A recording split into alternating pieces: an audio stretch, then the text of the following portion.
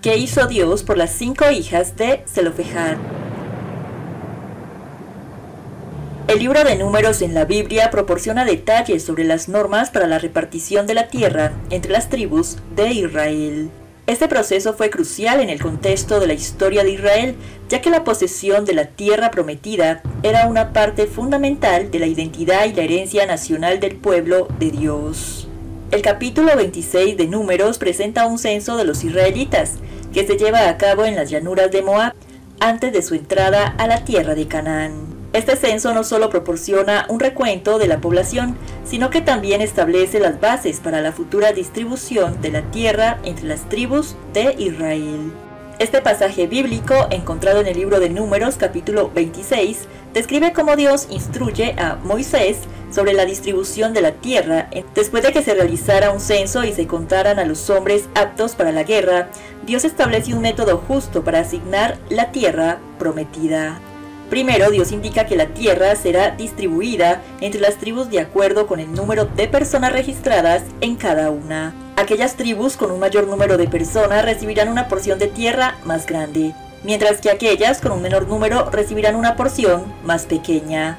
Esto refleja la justicia divina, asegurando que cada tribu reciba una porción de acuerdo con su tamaño y necesidades. Además, Dios instruye que la distribución de la tierra se realizará mediante un sorteo.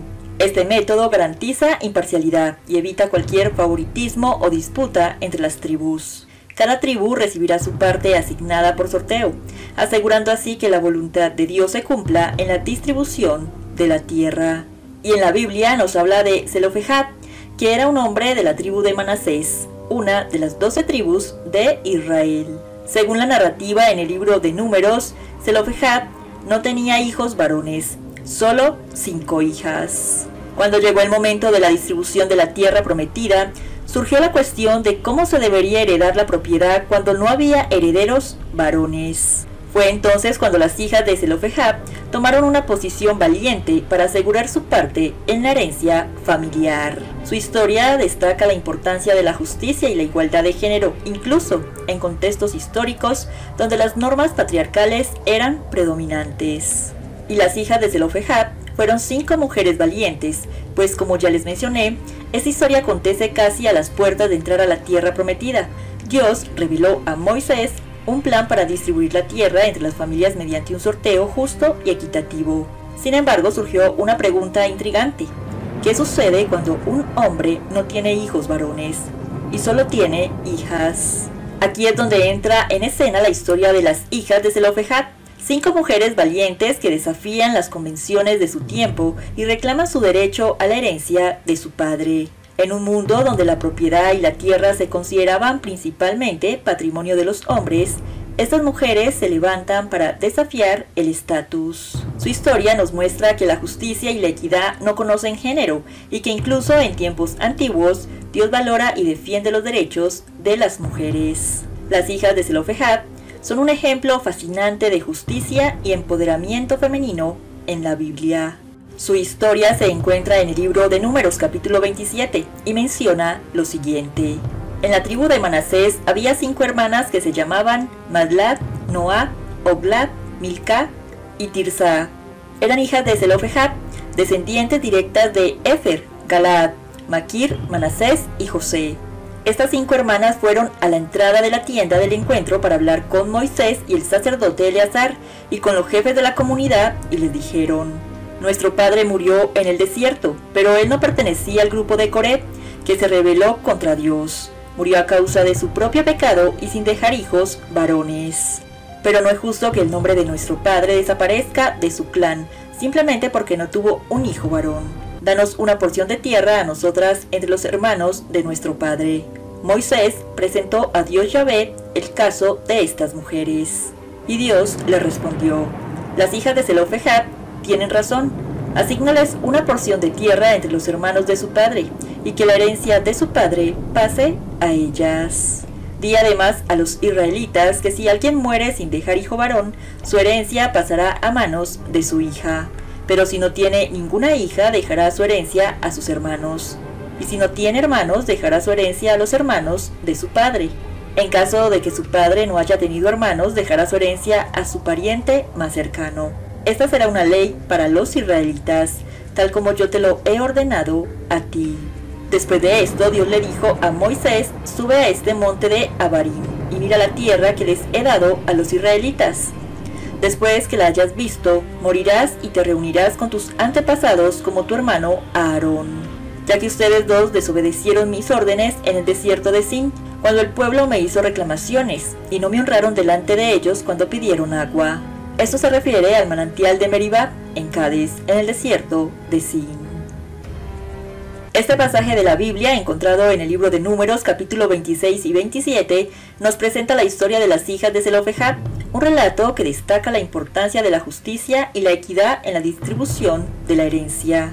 Las hijas de Zelofejad pertenecían a la tribu de Manasés, una de las tribus de Israel. Su padre había muerto en el desierto sin dejar hijos varones, lo que planteaba un problema en términos de herencia, ya que en aquella sociedad la propiedad y la tierra se transmitían principalmente a través de los hijos varones.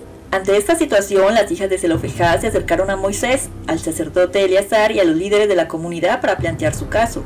Argumentaron que su padre no había participado en la rebelión de Core contra Dios y que no era justo que el nombre de su padre desapareciera simplemente porque no había tenido hijos varones. Moisés presentó el caso ante Dios, quien confirmó que las hijas de Zelofejad tenían razón.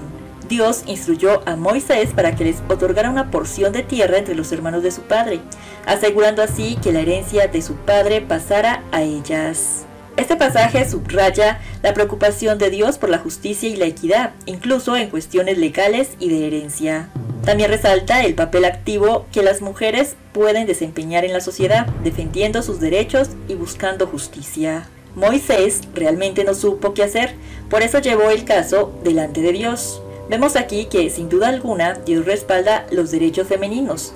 Esta es una de las leyes más extraordinarias que se pueda imaginar.